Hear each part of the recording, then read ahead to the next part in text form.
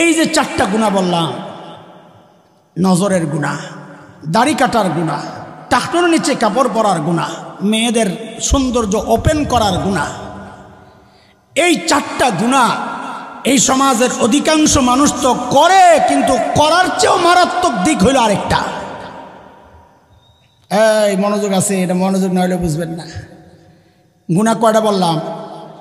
এই সমাজের অধিকাংশ মানুষ জড়ায় আছে কয় গুনায়, কিন্তু গুনাহ করা যত মারাত্মক, আমাদের পয়েন্ট, আমাদের আফসোসের জায়গাটা একটু বুঝাই আপনাদেরকে।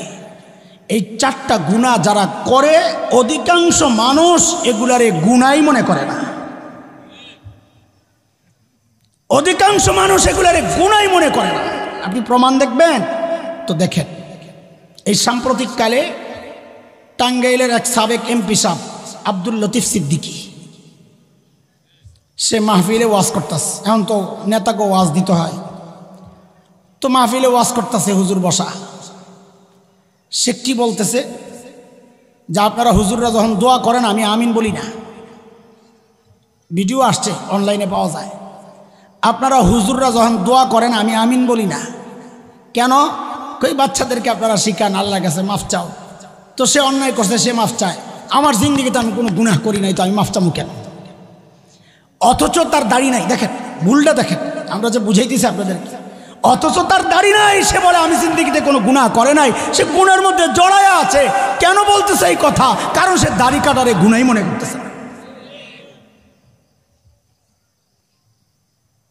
এটা শুধু ওই পাগল আব্দুল লতিফ সিদ্দিকীর কথা না, এই সমাজের অনেক মানুষ যারা দাড়ি কাটে তারা দাড়ি কাটাকে গুনাহই মনে করে না। টাকনোর নিচে কাপড় পরাকে গুনাহই মনে করে না। নজরের হেফাজত করা এটা যে একটা বড় কাজ, এটারে গুনাহই মনে করে না। প্রমাণ শুনবেন? আয়সা কি বলে, হুজুর আপনাকে বয়ান শুই না, আলহামদুলিল্লাহ ঘর নিয়ন্ত্রণ করছি। কি করছেন? কই টেলিভিশন নিয়ন্ত্রণ করছি। কি করছেন? ফালাইয়া দিয়েছেন না ভেঙ্গে লাইছেন? কয় না আছে। তো বউরে কইছি সিনেমা টিনেমা, খেলাধুলা, গান বাজনা, নাটক ফাটক সব বন্ধ।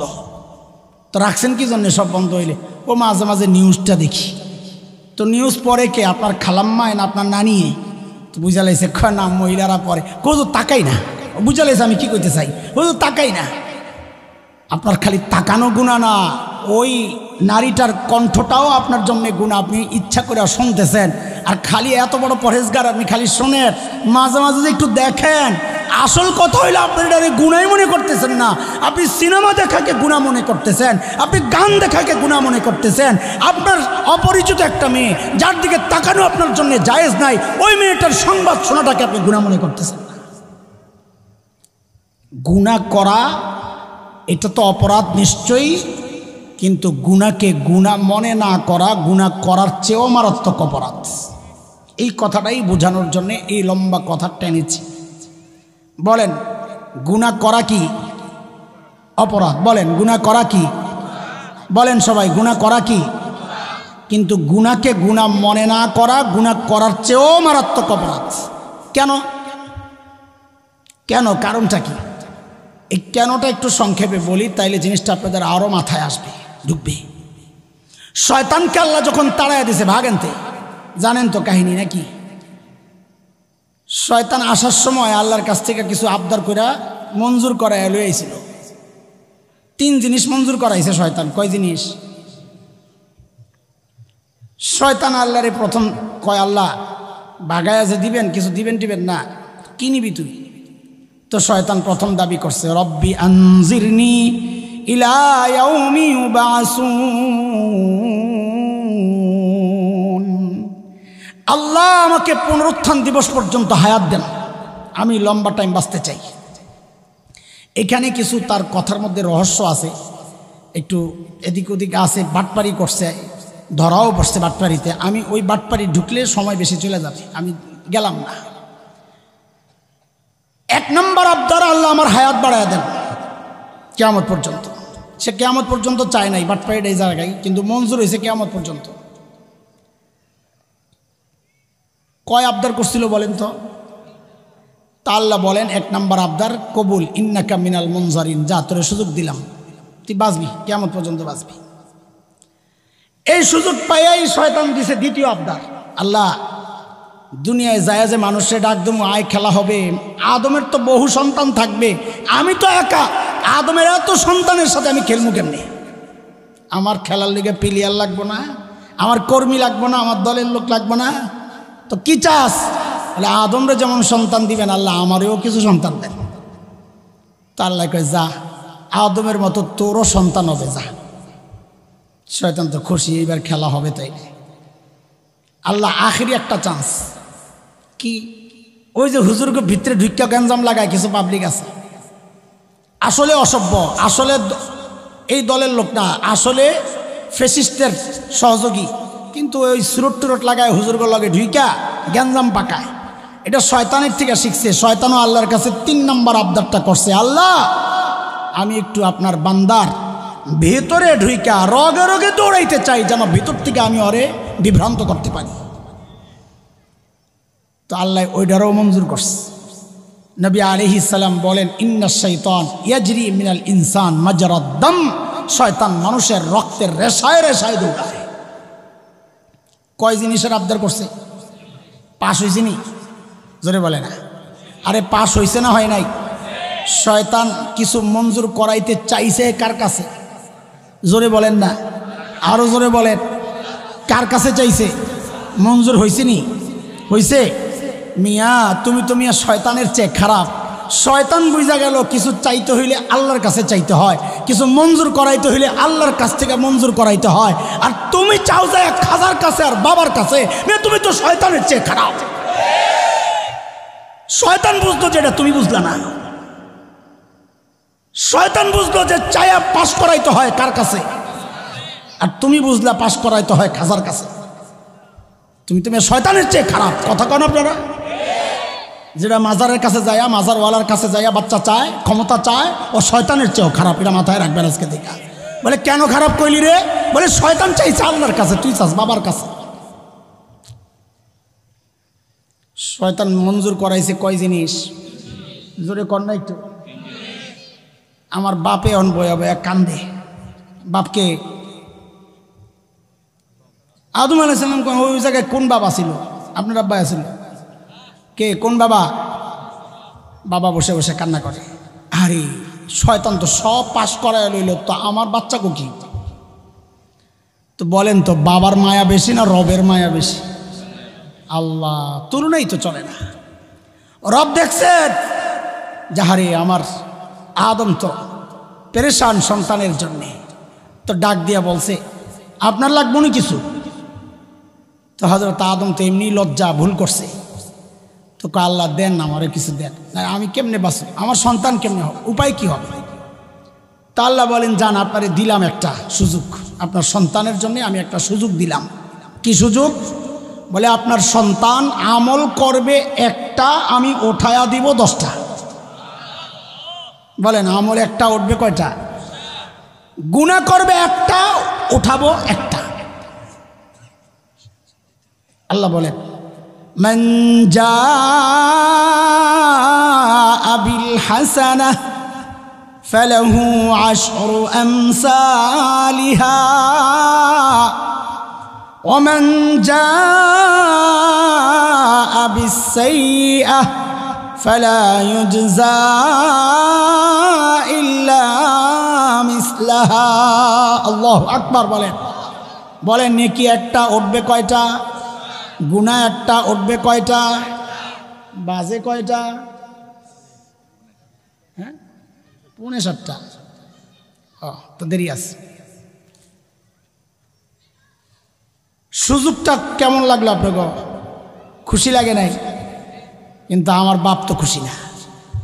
বাপ মন খারাপ করে বইয়া রইছে।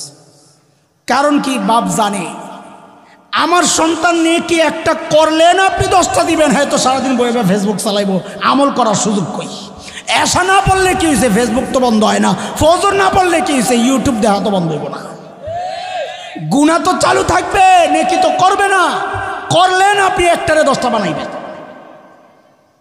জিরোরে তো 10 বানাইবেন না। একেরে কি বানাবেন? তো এক ঢুকলে না 10 হবে, এক তো ঢুকবো না। গুনাহ তো ঠিকই ঢুকতে থাকবে। বাপের চিন্তা পোলাবেন তো বুঝে না, বাপ চিন্তা করে বহু দূরের চিন্তা। আল্লাহ দেখছে হারে আদমের তো মন খারাপ, কয় থাক থাক আপনি টেনশন করেন না, আপনারা আরেকটা সুযোগ দিলাম। বলে কি সুযোগ? বলে আমি আমার বান্দারে মানে আপনার সন্তানরে ফিরিস্তা দিয়া চারদিক দিয়ে গার্ড দিয়া ব্রেকেট দিয়া রাখবো, নিরাপত্তা বলয় তৈরি করব যেন শয়তান ওর কাছে যাইতে না পারে। সূরা রাদে আসছে, আল্লাহ বলেন লাহু মুআক্কিবাতুম মিন বাইনি ইয়াদাইহি ওয়া মিন খালফিহি ইয়াহফাযুনাহু মিন আমরিল্লাহ।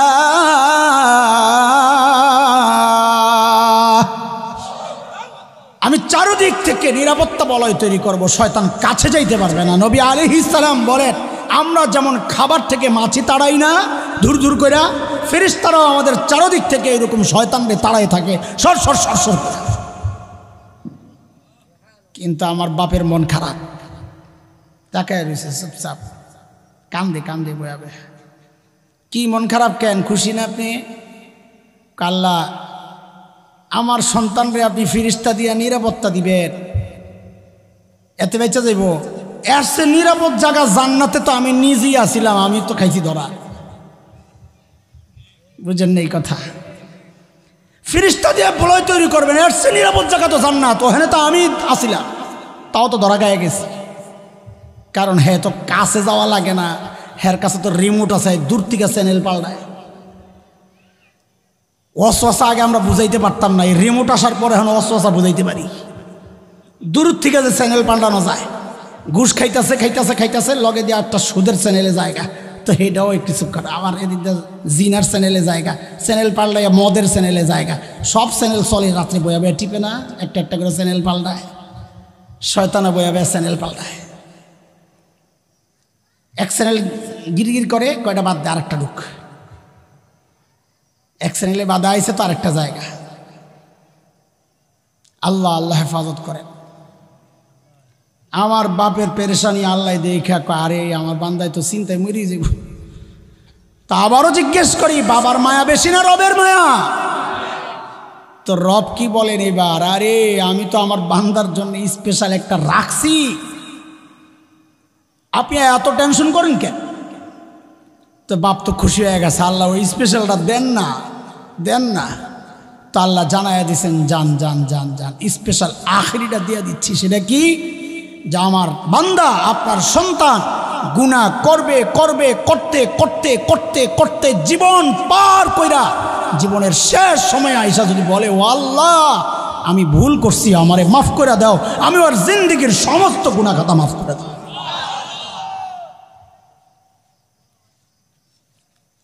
যেই না আল্লাহ এই কথা কইছি, এখন তো শয়তানের মন খারাপ, শয়তান লাভ দিয়ে উঠছে, আল্লাহ এটা কি, এটা কি করলেন? যদি সব মাফ কইরেই দিবেন তা আমারে ওই 3 সুযোগ দিয়েছেন কোন কামের জন্য? আমি এটিতে কি করব? সারা জীবন আমি মেহনত করে হের পেছনে হেরে গুনাহ করামো, আর শেষ সময় আপনার ডাক দিলে আপনি দিবেন মাফ কইরা, তো আমার এই 3 সুযোগ দেওয়ার দরকার কি আছে? শয়তানের মাথায় তো কুবুদ্ধি খালি ঘুরে। তো শয়তান কি কয় আল্লাহরে জানে। এটা হলো আমাদের পয়েন্ট, আলোচনার মাথায় রাখেন। পিছনেরা রেখে আসছি কথা কি, গুনাহ করার চেয়ে গুনাহকে গুনাহ মনে না করা বেশি খারাপ। মনে আছে কথা? আসেন এইবার বাটপার শয়তান দাঁড়াইছে, আল্লাহ আমি এত বাটপার কব না, আপনি আপনার বান্দা তওবা করলে সব মাফ করে দিবেন না, এটাই তো দেখায়া দিলেন আখেরিটা। তো শুনেন, আমিও আপনার বান্দারে দিয়া এমন গুনাহ করাবো যেন সে তওবা না করে। তওবা করলেই তো মাফ করবো, তাই না? বলেন না? আরে বুঝেন, তওবা করলে। তো শয়তান কি কয়, আমি এমন গুনাহ করাবো যেন সে তওবা বা হুমকি দিয়া তো শয়তান ছাড়া দিছে। মুহাক্কিক ওলামারা পেরেশান হয়ে গেছে, আরে ওইটা কোন গুনাহ যে গুনাহ বান্দা করে কিন্তু তওবা করে না। খুঁজতে খুঁজতে খুঁজতে খুঁজতে মুহাক্কিক ওলামারা পাইছেন খুঁজা, আরে এটা তো ওই গুনাহ। কি গুনাহ? কই যে গুনারে মানুষ গুনাহ মনে করে না, যে গুনারে মানুষ গুনাহ মনে করে না। আরে তওবা তো করবে গুনাহ মনে করলে। ওই যে আব্দুল লতিফ সিদ্দিকী বলল যে আমি আমিন বলি না কেন? কারণ আমি তো গুনাহ করি নাই। আরে তার তওবা নসিব হয় না তো এই জন্যে, কারণ সে যে গুনাহ করেছে সে গুনারে গুনাহ মনে করতেছে না। বেদাত এত মারাত্মক গুনাহ কেন? কারণ এই গুনার তওবা নসিব হয় না। কেন? যে বেদাত করতেছে সে তো মনে করতেছে আমি সওয়াবের কাম করতেছি, আমি তওবা কেন করব? এটা কত বড় ভয়ঙ্কর গুনাহ দেখেন। এই জন্যে বলেছি গুনাহ করাটা যত মারাত্মক, গুনাহকে গুনাহ মনে না করা তার চেয়ে বেশি মারাত্মক। কেন? গুনাহ করলে যদি অনুভূতি থাকে আমি গুনাহ করছি, কোনোদিন না কোনোদিন তওবার সুযোগ থেকে যায়। আর গুনারে গুনাহ মনে না করলে তওবার আর সুযোগ আসে না, কারণ তওবা কেন করবে? সে তো গুনাহই করে নাই, তার চিন্তায়। বুঝে আসছেনি কথা? এখন বলেন, যেই গুনাহ আল্লাহ বলেছেন আমি মাফ করব না, ওই গুনাহ ছাড়া দরকার কি দরকার না? বলেন, আমি জিজ্ঞেস করি, স্পষ্ট বলেন, ছাড়া দরকার কি দরকার না? এই গুনাহ ছাড়ার রাস্তা কি? গুনাহ ছাড়া তওবা হলো গুনাহ মাফ করার রাস্তা। হ্যাঁ, তওবা করলে গুনাহ আটকায়, এটাও ঠিক, কিন্তু এটাই চূড়ান্ত ব্যবস্থা না। তওবা হচ্ছে অতীতের গুনাহ মাফ করানোর জন্যে, ভবিষ্যতের গুনাহ থেকে বাঁচার জন্যে কি করব?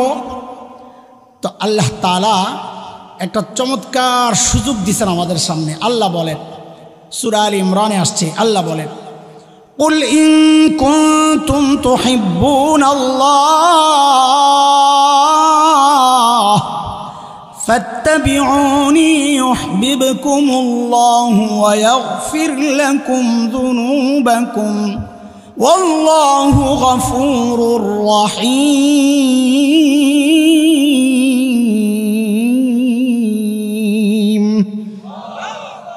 নবীরে মহাব্বত করেননি? এক কথা বলেন না, নবীকে মহাব্বত করেন? কে কে করেন? আল্লাহু আকবার, মাশা আল্লাহ, মাশা আল্লাহ। আমিও করি, চেষ্টা করি, আলহামদুলিল্লাহ। হাত নামান। আমার নবীকে মহাব্বত করার প্রমাণ হাত ওঠানো না। নবীকে মহাব্বত করার প্রমাণ হাত ওঠানো না, যে হাত উঠাইলাম প্রমাণ হয়ে গেল আমি নবীর মহাব্বত করি। নবীকে মহাব্বত করার প্রমাণ নবীর জন্মদিনে উৎসব করা না। নবীকে মহাব্বত করার প্রমাণ আল্লাহ যা বলেছেন ওইটাই, আমার মন মতো প্রমাণ দিলে হবে না। তো আল্লাহ কি বলেছেন? আল্লাহ নবীকে দিয়া বলাচ্ছে যে আপনার উম্মত মহাব্বতের অনেক প্রমাণ দিবে। সিন্নি খায়া, জিলাপি খায়া, মিলাদ পইরা, জশ্ন জুলুসের মিছিল বাইর কইরা, লাফায়া লাফায়া মিলাদ পইরা মহাব্বতের অনেক প্রমাণ দিবে, কিন্তু আপনি বলে দেন এগুলো একটাও প্রমাণ না। দেখেন আল্লাহর বলার ঢংটা একটু বুঝেন। আমরা অনেক সময় বাচ্চাদের উপর বেশি রাগ যখন করি না, তারে আর সরাসরি কিছু বলি না, তার সামনে তার মারে বলি। কি বলি? তোমার পোলারে কয়া দিও, কিন্তু হুমকিটা বুঝছেন না? তোমার মায়ের কয়া দিও, আমি ধরলে কিন্তু ছাড়ুন না। এই কথাটা তো ডাইরেক্টও বলতে পারতাম না, এই তোরে ধরলে কিন্তু ছাড়ুন না। কিন্তু যখন বেশি রাগ ওঠে তখন নারে মাঝখানে ঢুকাই কি কই? তোমার পোলারে কয়া দিও। ঠিক আল্লাহ তাআলা যখন অনেক রাগ থাকে কোনো বিষয়ে, তো আল্লাহ নবীকে বলেন কুল কুল, আপনার উম্মতরে কয়া দিয়েন। কিন্তু বুঝেন না এই কথাটা?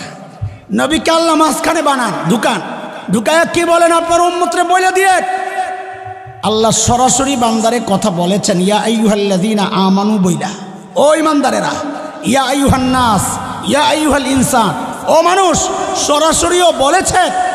কিন্তু যখন মাঝখানে নবীরে ঢুকায়া বলেছেন কুল, আপনি বইলা দেন, বুঝতে হবে এখানে আল্লাহ একটু রাগ হয়ে আছেন।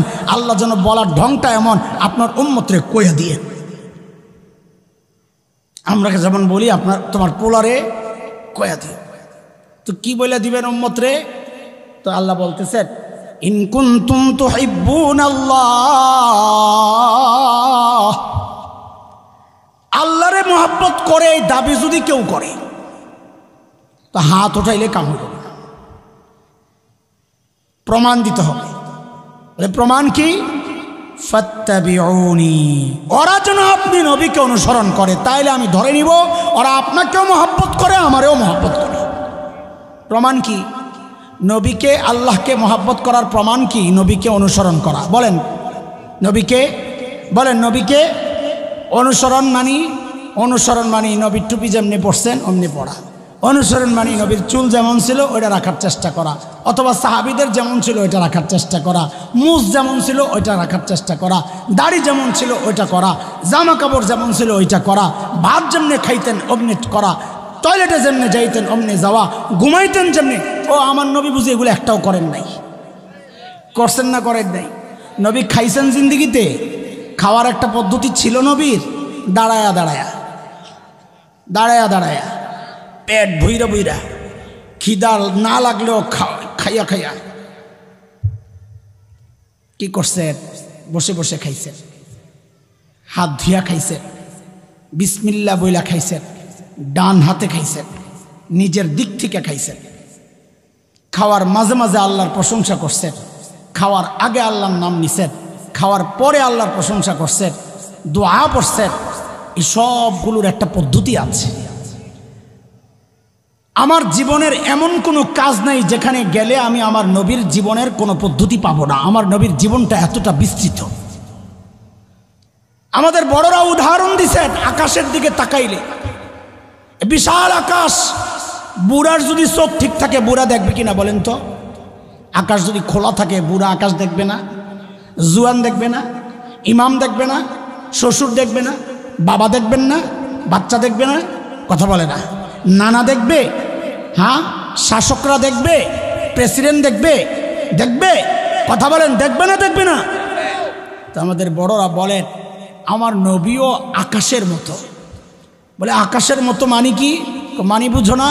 একটা ছোট্ট বাচ্চা যদি চিন্তা করে আমি মানব ইতিহাসের শ্রেষ্ঠ শিশু হতে চাই, বলে সে যেন শিশু মুহাম্মদের দিকে তাকায়। একটা কিশোর যদি চিন্তা করে আমি মানব ইতিহাসের শ্রেষ্ঠ কিশোর হতে চাই, সে যেন কিশোর মুহাম্মদের দিকে তাকায়। আরে মোহাব্বতের সাথে পড়েন না সাল্লাল্লাহু আলাইহি ওয়াসাল্লাম। একটা যুবক যদি চিন্তা করে আমি মানব ইতিহাসের শ্রেষ্ঠ যুবক হতে চাই, সে যেন যুবক মুহাম্মদের দিকে তাকায়। একজন পৌরা সে যদি চিন্তা করে মানব ইতিহাসের শ্রেষ্ঠ পৌর হতে চাই, সে যেন নবী মুহাম্মদের দিকে তাকায়। একজন বৃদ্ধ যদি চিন্তা করে মানব ইতিহাসের শ্রেষ্ঠ বৃদ্ধ হতে চাই, সে যেন বৃদ্ধ মুহাম্মদুর রাসূলুল্লাহর দিকে তাকায়। একজন বাবা যদি চিন্তা করেন মানব ইতিহাসের শ্রেষ্ঠ বাবা হতে চাই, সে যেন বাবা মুহাম্মদুর রাসূলুল্লাহর দিকে তাকায়। একজন শ্বশুর যদি চিন্তা করে মানব ইতিহাসের শ্রেষ্ঠ শ্বশুর হতে চাই, সে যেন শ্বশুর মুহাম্মদুর রাসূলুল্লাহর দিকে তাকায়। একজন দাদা আর নানা সে যদি চিন্তা করে আমি শ্রেষ্ঠ দাদা নানা হতে চাই, সে যেন নানা মুহাম্মদুর রাসূলুল্লাহর দিকে তাকায়। একজন ইমাম যদি চিন্তা করে শ্রেষ্ঠ ইমাম হতে চাই, সে যেন ইমাম মুহাম্মদুর রাসূলুল্লাহর দিকে তাকায়। একজন খতিব যদি চিন্তা করে শ্রেষ্ঠ খতিব হতে চাই, সে যেন খতিব মুহাম্মদুর রাসূলুল্লাহর দিকে তাকায়। একজন রাষ্ট্রনায়ক যদি চিন্তা করে মানব ইতিহাসের শ্রেষ্ঠ রাষ্ট্রনায়ক হতে চাই, দুনিয়ার কোনো তন্ত্রমন্ত্রে ইজমে কাজ হবে না। রাষ্ট্র একটাই, রাস্তা একটাই, সে যেন রাষ্ট্রনায়ক মুহাম্মদুর রাসূলুল্লাহর দিকে তাকায়। আমার নবীর জীবনটা এতটা বিস্তৃত যে যেই জায়গা থেকে তাকাবে সে তার চলার জন্য শ্রেষ্ঠ রাস্তা পাওয়া যাবে। সুবহানাল্লাহ। এ ভাই সুন্নত কেন মানবো একটু বলেন তো, আমি শেষ করব। সুন্নত কেন মানবো জিজ্ঞেস করলে বলে নবীরে মহাব্বত করি, আল্লাহরে মহাব্বত করি, এটা প্রমাণ দেওয়ার জন্য। এই তো না, এটা একটা মৌলিক কারণ, কিন্তু এটাই মৌলিক কারণ না। হ্যাঁ, ঘুরা ওইটাই আল্লাহরে রাজি খুশি করার জন্য, এটাই মৌলিক কারণ না। দুনিয়ার মানুষ, আখিরাতে যারা দুর্বল তাদেরকে উদ্দেশ্য করে বলছি, আল্লাহর নবীর সুন্নত আমি এই জন্যে মানব কারণ এই কাজটা নবীর যে পদ্ধতি এর চেয়ে উত্তম পদ্ধতি দুনিয়াতে আর হইতেই পারে না। আমি কিছু উদাহরণ দিলে আপনারা বুঝবেন। দেখেন এখন ওই যে বিভিন্ন বুড়াদের গিরায় গিরায় ব্যথা, কোমরে ব্যথা, তো ডাক্তারের কাছে গেলে ডাক্তাররা বলে এক সময় আপনি খুব দৌড়াদৌড়ি করছেন, ক্ষয় হয়ে গেছে। মানুষ এখন শুধু জগিং করে, দৌড়ায়। রাস্তা বিদেশে গেলে দেখবেন সকাল নাই, দুপুর নাই, রাত নাই, কেউ না কেউ দৌড়াইতেছে, জগিং করতেছে। এখন ডাক্তাররা নতুন করে কি বলা শুরু করছে? ডাক্তাররা বলা শুরু করছে যে খুব স্পিডে দৌড়ানো যাবে না, তাহলে হাড় ক্ষয় হয়ে বার্ধক্যে গেলে এটা অনেক কষ্টের কারণ হবে। আবার একদম ধীরে ধীরেও চলা যাবে না, তাহলে শরীরের চর্বি গলবে না, একটু স্পিডে চলা। হ্যাঁ, 1400 বছর এটাকে ওরা নাম দিয়েছে ব্রিক্স ওয়াক। এই মধ্যম পন্থায় চলা, দৌড়ানো না আবার স্লো না, একটু স্পিডে হাঁটা। আল্লাহু আকবার। 1400 বছর আগে কোনো গবেষণা ছাড়াই আমার নবী চলতেন। সাহাবায়ে কেরাম বলেন যে নবী যেন উপর থেকে নিচের দিকে ঢালের দিকে যাইতেছেন, নবীর হাঁটাটাও ছিল একটু দ্রুততার সাথে, সেটা দৌড়ানো না আবার স্লো হাঁটাও না। 1400 বছর পর চিকিৎসা বিজ্ঞানীরা বলছে চলার মধ্যে সবচেয়ে উত্তম পদ্ধতি এটাই। ডাক্তাররা এখন বলছে কি ঘুমের সময় ব্রাশ করেন, ঘুম থেকে উঠে ব্রাশ করেন। কেন? মুখ হচ্ছে শরীরের প্রবেশদ্বার, শরীরের যা কিছু ঢুকে মুখ দিয়া। এখন মুখ যদি ময়লা থাকে, আপনি ভালো ফ্রেশ খাবার খাইলেও দরজায় যদি ময়লা থাকে ঢুকার সময় ময়লা ভিতরে যাবে না? মুখ যদি ময়লা থাকে ফ্রেশ খানা খাইলেও ভিতরে ময়লা যাইয়া পয়জন তৈরি হবে, সেখানে ব্যাকটেরিয়া তৈরি হবে। তো ডাক্তাররা বলে ব্রাশ করে ফ্রেশ করো। আম্মা জান আয়েশা বলেন নবী যখন ঘুমাইতে যাইতেন ব্রাশ মিসওয়াক করা ছাড়া আমার নবী ঘুমাইতে যাইতেন না। কোনটা বলবো বলেন? যারা ডায়েট কন্ট্রোল করে, এই পোলাপাইন এখন তো খুব ডায়েট কন্ট্রোল, না খায়া হুগায়, এটা রেকর্ড ডায়েট কন্ট্রোল। আমেরিকার বিজ্ঞানীরা, চিকিৎসা বিজ্ঞানীরা স্টিকারের মতো বানাইছে, কিছু পরামর্শ দিছে যারা স্বাস্থ্য নিয়ন্ত্রণ করতে চায়, ওজন কমাইতে চায়। তো ওখানে লেখছে কয়েকটা পদ্ধতি পরামর্শ। এক হলো ব্যায়াম করবে, ব্যায়াম দৌড়াদৌড়ি করবে। 2 জিমে যাবে, জিমে ওই যে ভারী জিনিস ওঠাবে নামাবে, এগুলা জিম। বুড়ারা নাও বুঝতে পারেন, জিম। ব্যায়ামের ঘর আছে আলাদা, আপনারা তো বস্তা ওঠান, এটি হলো আগেরকার জিমের সিস্টেম। এখন যাই লোহা ওড়ায়, ব্যায়াম করে, হুইয়া হুইয়া কি করে না করে, বেড়া বেড়ি একখানে। এটা একটা পদ্ধতি। আরেকটা পদ্ধতি হচ্ছে ওষুধ খাওয়া ওজন কমানোর জন্য। আরেকটা পদ্ধতি হচ্ছে খাবার নিয়ন্ত্রণ করা। এরপর ডাক্তাররা লেখেন এই 4টা যদি কেউ না পারে তার জন্য পঞ্চম পদ্ধতি। বলে এই 4টা পারবে না কেন? এই যে আমি পারবো না, ব্যায়াম করার সময় আমার নাই, জিমে যাওয়ার প্রশ্নই আসে না, সবকেই যাওয়া কষ্ট হয়ে যায়, পড়াইতে যাও, জিমে যাবো কোন সময়? আর আমরা জিমে গেলে সামনে দিকে তাকায় তাকায় হাসবো, হুজুরও জিমে আইছে, হুজুরের তো শরীর নাই, এটা প্লাস্টিক। খাওয়া নিয়ন্ত্রণ সম্ভব না। কেন? গেলে যদি কয় হুজুর এই মুরগাটা আম্মায় পালছে আপনার লেগা, তোর না খাই কেমনে কোন? আপনি সব জায়গায় গেলে তো এই একই কথা, জোর করে খাওয়াইতে খাওয়াইতে পেটটারে বড় করছে, এর জন্য দায়ী আপনারা, খাইতে চাই না। তো এখন দেখলাম যে আমেরিকার ওই ডাক্তারদের পরামর্শ যে এই 4টার একটাও আমার দ্বারা সম্ভব না। তো তারা নিজেরাই লেখছেন যদি কারো এটা সম্ভব না হয় তার জন্য পঞ্চম অপশন, সেটা কি? এটা শুনেন। তাদের পরামর্শ হচ্ছে সে যেন ভালো করে চাবায়া চাবায়া চাবায়া চাবায়া ধীরে ধীরে ধীরে ধীরে খায়। কেন? এটা বুঝেন কেন? ক্রাশ ইউনিট, গুঁড়া করার জায়গা হইল মুখ, পেট না। বুঝেন? গুঁড়া করার জায়গা কোনটা? আল্লাহ বানাইছেন একটা, এটাকে বলে ক্রাশ ইউনিট। গুঁড়া করার মুখ হচ্ছে জায়গা হচ্ছে মুখ।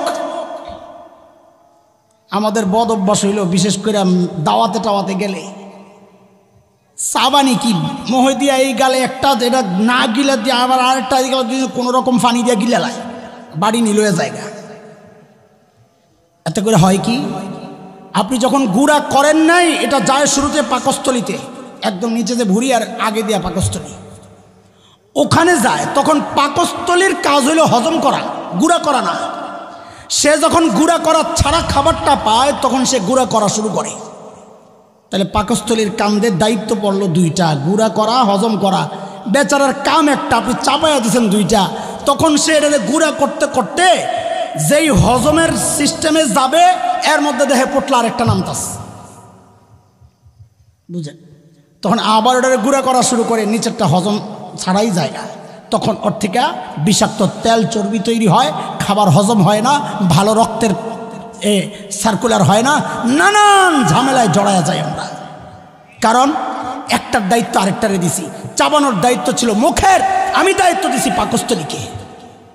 এগুলো এক সমস্যা। দ্বিতীয় সমস্যা বুঝেন, এটা বেশি ভালো সমস্যা। সেটা হলো আমার শরীরের চাহিদা আছে একটা, এই চাহিদার বেশি খাবো, এটা আমার জন্য অস্বাস্থ্যকর হবে। পাক যন্ত্রের মধ্যে পাক হবে না। আপনি বলেন না ডেকের মধ্যে পুরা বইরা বইরা চাইপা চাইল দিয়া যদি চুলার উপরে বসান তো দেখা যাবে নিচে দিয়া পুইরা গেছে, উপরে দিয়া কাঁচা রয়েছে, মাঝখানে কিছু সিদ্ধ হয়েছে, এক একটার এক এক অবস্থা, খাবারটা ঠিক হয় নাই। পাকস্থলীর মধ্যে যখন এরকম যাইতে যাইতে ঢুকাইবেন তখন ভেতরটা নষ্ট হয়ে যাবে, হজম হবে না, নানান সমস্যা দেখা দিবে। এখন আপনার শরীরের চাহিদা হইল আধা কেজি, কথার কথা। আপনি খাইতেছেন খাইতেছেন খাইতেছেন, খাইতে খাইতে গলার এই পর্যন্ত আয়া পড়ছে। ডেক দেয় কি জন্যে? গলার এই পর্যন্ত আয়া পড়ছে। নাক ডেকা ঘুমায় যে পিঁপড়ার লাইন মুখের ভিতরে, কি লেগে পিঁপড়া খানার গন্ধ পাইছে, কাছাকাছি আসে, পিঁপড়া যায় টাইনা টাইনা খানা বাইর করে, এই পর্যন্ত আয়া পড়ছে। ডাক্তাররা বলতেছে শরীরের চাহিদা পুরা হয়েছে, এই মেসেজটা ব্রেন থেকে আসতে 15 থেকে 20 মিনিট, 18 মিনিট হচ্ছে পারফেক্ট। মেসেজ আসে ব্রেন থেকে, ব্রেন মেসেজ পায় দুইটা নোটিশের মাধ্যমে। এক নোটিশ যায় পেটের থেকে, আরেক নোটিশ যায় চাপার থেকে। কয়টা চাবানি দিচ্ছেন এটা কাউন্ট হয় ব্রেনের মধ্যে। আল্লাহ ব্রেন বানাইছেন ওইরকম। এটা কয় চাবানি দিচ্ছেন? আপনার 100 চাবানি দরকার, আপনি 50 চাবাইয়া 1 কেজি খায়া লাইছেন, ব্রেন মেসেজ পায় নাই, কারণ সে এখনো 50 চাবানির অপেক্ষায় আছে।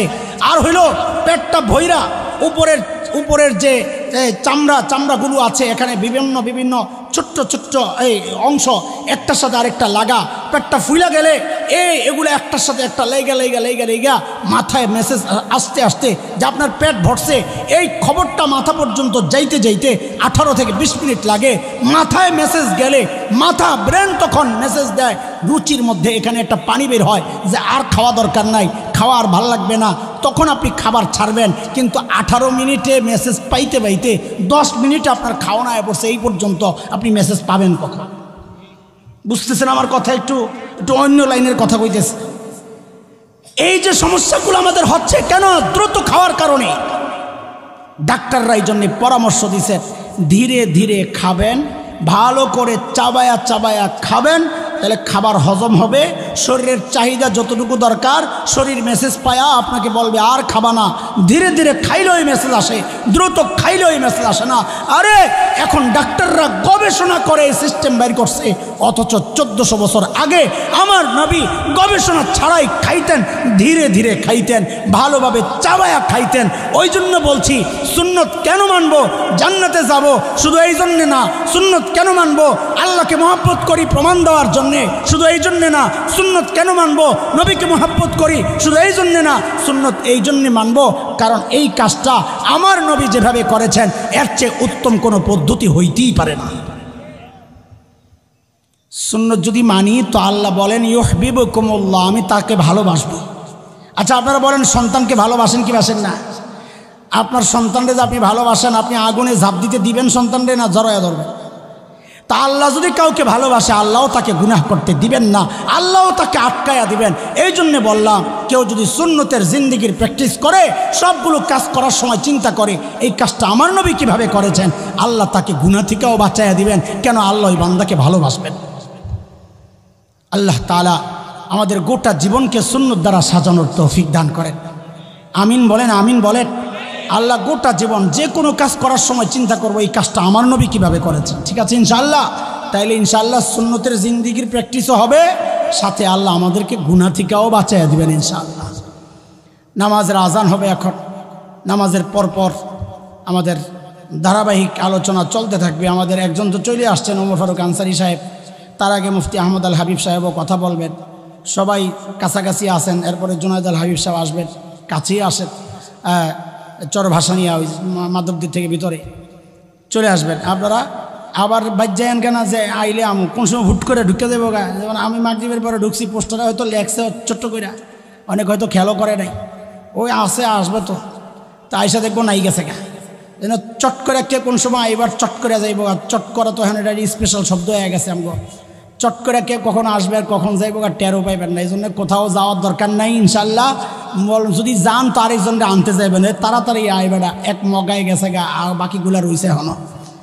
তাড়াতাড়ি চলে আসবো ইনশাল্লাহ। ঠিক আছে না ইনশাল্লাহ? এদিক ওদিক যাবো না, নামাজের পর আইসা বসা যাবো। আল্লাহ তাআলা কবুল করেন, আমিন। ওয়া আখিরু দাওয়ানা আলহামদুলিল্লাহ।